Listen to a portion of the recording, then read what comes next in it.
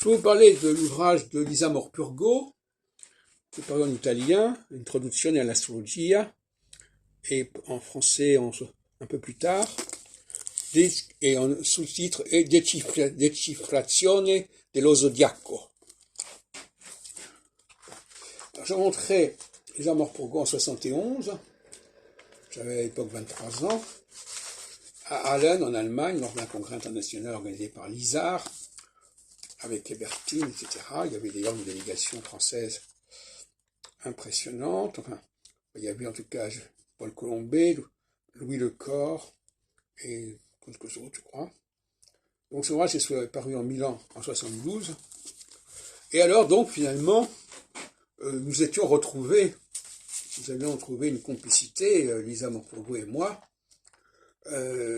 parce qu'elle travaillait sur les domiciles des planètes et elle essayait d'intégrer, de corréler les 12 signes zodiacaux avec les 12 planètes.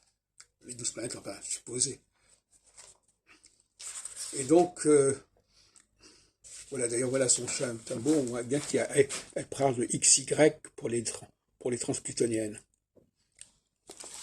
Donc, comme j'ai dit dans une autre vidéo tout à l'heure, c'était l'époque, il y a donc 50 ans, excusez-moi, c'était l'époque où voilà, donc elle proposait cette correspondance entre les planètes et les zodiacaux. L'époque où il fallait absolument montrer que le zodiaque était un tableau de Mendeleïev qui prévoyait que nous avions besoin fondamentalement en astrologie de 12 facteurs, de 12 planètes. Et on s'est embarqué là-dedans depuis longtemps d'ailleurs, puisque même dans la tétrabible de Ptolémée essaie de résoudre le problème autrement, avec ce qu'on appelle les doubles domiciles. Et ce qui revient au même. C'est-à-dire, effectivement, il faut que chaque signe zodiacal ait sa planète, ou plus exactement, qu'il y ait au moins une planète par signe zodiacal, même s'il y a la même planète pour deux signes zodiacaux, comme dans la théorie des domiciles, à laquelle j'ai consacré un ouvrage clé pour l'astrologie. Et bon, voilà, donc cette aventure des corrélations entre planètes et signes zodiacaux, ça m'a beaucoup occupé. Je dirais que ça a occupé une partie de mon temps entre la fin des années 60 jusqu'au début des années 80, si on peut dire. Après, je me suis surtout intéressé à Nostradamus, d'ailleurs. Et puis, etc. Bon, enfin, bref, toujours est-il, ça m'a pas mal occupé, et je dirais même que avec le recul, ça paraît un peu vain, tout ça. En tant qu'historien, c'est intéressant, mais au point de vue de la recherche astrologique, croire qu'il est nécessaire de connaître toutes ces planètes pour pouvoir faire fonctionner l'astrologie, ça me paraît quelque chose d'un peu délirant, si on peut dire. Mais ça aboutit d'ailleurs à un autre ouvrage que j'ai publié, qui s'appelle Les mathématiques divinatoires, et qui a mis en évidence un certain don que j'avais pour les systèmes.